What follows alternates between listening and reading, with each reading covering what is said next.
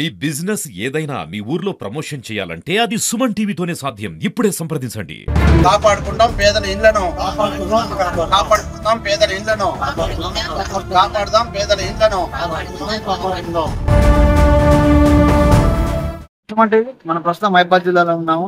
ఏదైతే హైదరాబాద్ లో హైడ్రా పేరుతో కూల్చివేతలు జరుగుతున్నాయో అదే విధంగా మాన్కోట్ లో కూడా కొంతమందికి నోటీసులు ఇవ్వడం జరిగిందని చెప్పి, ఇటువంటి హైడ్రా తరపు మాన్కోట్ లో మాట్లాడి మిగిలిన ఏదైతే నోటీసులు ఇచ్చిన పేదల ఇళ్లను కూల్చివేసే ముందు వారికి ఖచ్చితమైన డబుల్ బెడ్రూమ్ ఇల్లు కట్టించిన తర్వాతనే వారి ఇళ్లను కూల్చివేయాలని చెప్పి ఇక్కడ ఎంఆర్పిఎస్ ఎంఎస్ఎస్ ఆధ్వర్యంలో రౌండ్ టేబుల్ సమావేశం జరుగుతుంది. మనం ప్రస్తుతం అక్కడే ఉన్నాము. అసలు ఏం జరుగుతుంది అనేది మనం ఇక్కడ అడిగి తెలుసుకుందాం.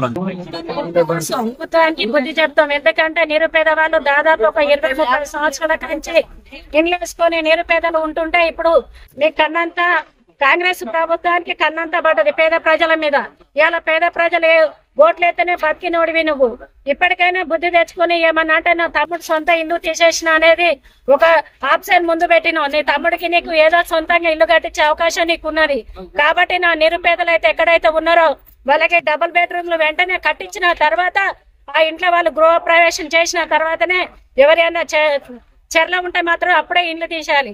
లేకుంటే మాత్రం నా మహిళ కింద మాత్రం ఆది శక్తిలాగా అయ్యి ఇప్పుడు కాంగ్రెస్ ప్రభుత్వానికి బుద్ధి చెప్తామని చెప్పి నువ్వు గద్దె దిగేంత వరకు మేము పోరాటం చేస్తామని చెప్పి నిరుపేదలు ఇప్పుడు దాదాపు ఒక 20-30 సంవత్సరాల నుంచి ఉంటురు కాబట్టి ఇప్పటికైనా మీరు సిద్ధశుద్ధి ఉంటే మాత్రం డబుల్ బెడ్రూమ్లు కట్టించి వాళ్ళు గృహ ప్రవేశం చేసిన తర్వాతనే ఆ ఇండ్లను తీసేయాలని మీకు అంత జ్ఞానంగా ఉంటే కాంగ్రెస్ ప్రభుత్వానికి పూటికెళ్ళి దించి అందుబాటులో ఉన్న ఇండ్లకు డబుల్ బెడ్రూమ్ తోలిన తర్వాత వాళ్ళని పంపించిన తర్వాతనే మీరు ఏమన్నా పనులుంటే చేసుకోవాలని చెప్పి తెలియజేస్తున్నాను.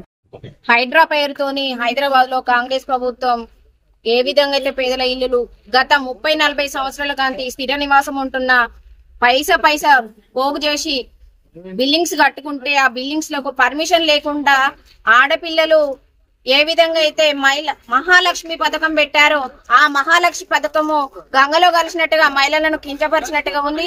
ఏ విధంగా అయితే అభయహస్తం మహిళలకు 500కే గ్యాస్ సిలిండరు, బస్సు ఉచిత ఫ్రీ అని మోసం చేసి ఇలా మహిళలను రోడ్డు మీద పడేస్తున్నారు.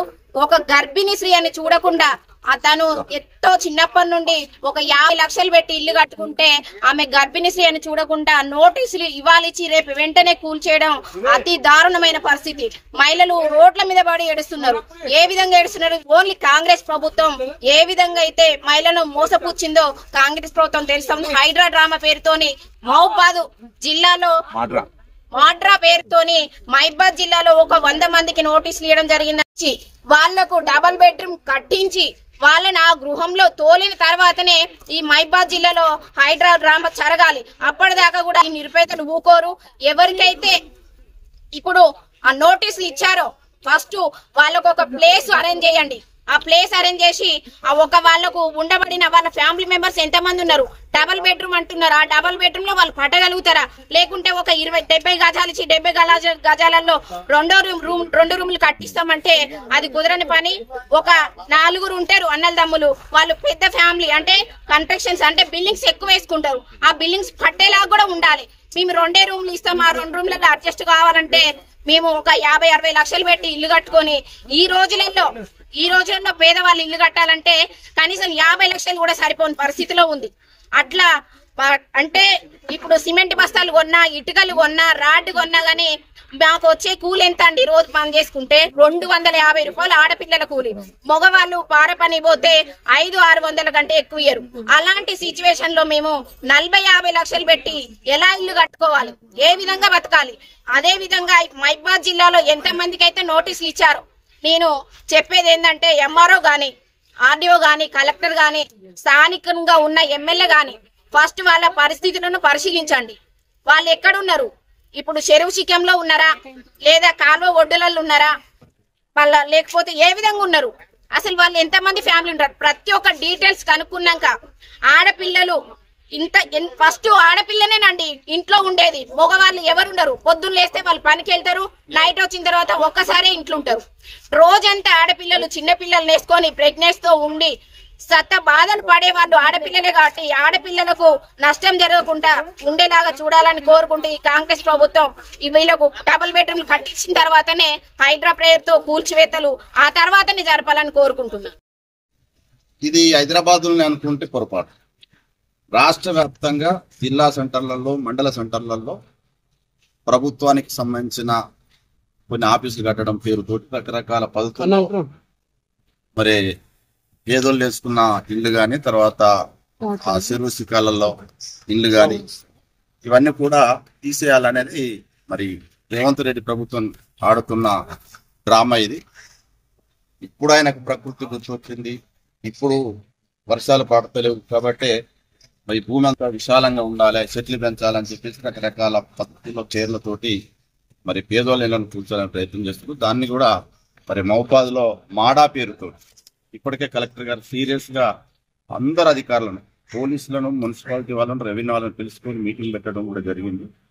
వాళ్ళు ఎప్పుడు ఏ సమయంలో ఇప్పటికీ మహబాద్ పట్టణంలో ఒక 80 మందికి మరి నోటీసులు కూడా మున్సిపాలిటీ ద్వారా ఇవ్వడం జరిగింది. కాబట్టి ఇంకెంతమందికి ఇస్తారు అనేది సర్వే జరుగుతుంది.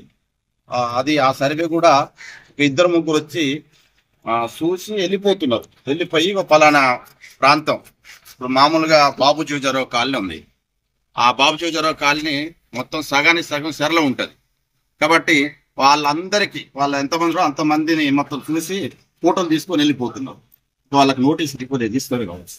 అట్నే ఇక్కడ గుల్లకుంట కాలనీలో, ఆ తర్వాత ఇప్పుడు ఏది ధర్మన కాలనీ, అంటే ఇవన్నీ కూడా కొన్ని ప్రాంతాల్లో కాలనీలలో, తర్వాత ఇక్కడ చెరువు, నిజాం చెరువు కావచ్చు, రాభద్రి చెరువు కావచ్చు, ఇట్లా అనేక ప్రాంతాలలో చెరువులో కట్టుకున్న ఇళ్లను కూడా ఉంచాలని ప్రయత్నం చేస్తున్నారు. కాబట్టి మనం ఇక్కడ ఈ రౌండ్ టేబుల్ సమావేశం ఎందుకు పెట్టినాం అంటే, ఒకే భూమిని కబ్జా చేసుకొని కోట్లకు పడగలెత్తుకొని రియల్ ఎస్టేట్ వ్యాపారాలు చేసే భూములలో అసైన్డ్ భూమి ఉంటే, ప్రభుత్వ భూమి ఉంటే అప్పనంగా భూమిని గుంజుకుంటే వాళ్ళ మీద ఏమైనా చర్యలు ఉంటే వాళ్ళ పూర్తిసారి విచారణ చేసి నోటీసులు ఇచ్చి భూమి మాకు అప్పచెప్తా లేదని చెప్పేసి ఇచ్చేయాలి. కానీ అకస్మాత్తుగా పేదోళ్ళు కట్టుకున్న రూపాయి పోగు. మామూలుగా ఇప్పుడు ఇక్కడ ఈ చెరువు కిందనైతే మొత్తం పెద్ద పెద్ద ఇల్లు కట్టుకున్నారు. పాపం వాళ్ళు కొంతమంది కార్మికులు కట్టుకున్నారు, కొంతమంది టీచర్లు కట్టుకున్నారు, రకరకాల పోతారు. వాళ్ళు రూపాయి పోగు చేసుకున్నట్టు అవి నిర్దాక్షితంగా ఇలా కూలగొడితే వాళ్ళ పరిస్థితి ఏంటిది? కాబట్టి దీన్ని ఆపాలి అంటే ప్రజా పోరాటం చేయాల్సింది, యుద్ధం చేయాల్సింది. ఆ యుద్ధంలో మనం అందరం కూడా భాగస్వామ్యం కావాలి. మనం కూడా మరి 70-80 గజాలలో మనం ఇల్లు నిర్మాణం ఉన్నాం గనక మరి మనకు కూడా ఇదే పరిస్థితి కొనసాగుతుంది. ఇప్పటికే ప్రభుత్వ భూములలో ఇల్లు వేసుకున్న వాళ్ళ మీద అనేక రకాల కేసులు పెట్టేసి జైళ్ళకు పంపి ఇబ్బందులు పెట్టారు. ఇప్పుడు కొంత ఉపశమనం మనకు ఏర్పడ్డది అనుకుంటే ఇప్పుడు శాస్త్రం ఉంది. ఇప్పుడు ఏది మూలిగే నక్క మీద తాటికాయ పడ్డట్టుగా మరి ఇప్పుడు రేవంత్ రెడ్డి ప్రభుత్వం ఆ పద్ధతుల్లో వ్యవహరిస్తుంది. కాబట్టి దీన్ని మనం అందరం కూడా వ్యతిరేకించాలని చెప్పేసి అందులో భాగంగానే ఇక్కడికి మిమ్మల్ని అందరం కూడా పిలవడం జరిగింది. కాబట్టి భవిష్యత్తులో మీరందరి ఆలోచనలతోటి, మీ అందరి సహాయ సహకారాలతోటి మరి కలెక్టర్ ఆఫీస్ ముట్టడి చేయడమా, లేకపోతే ఆర్డీఓ ఆఫీస్ ముట్టడి చేయడమా, ఒక కార్యాచరణ తీసుకొని ఆ కార్యాచరణలో మీరందరూ కూడా భాగస్వామ్యం కావాలని చెప్పేసి మరి ఇక్కడికి పిలవడం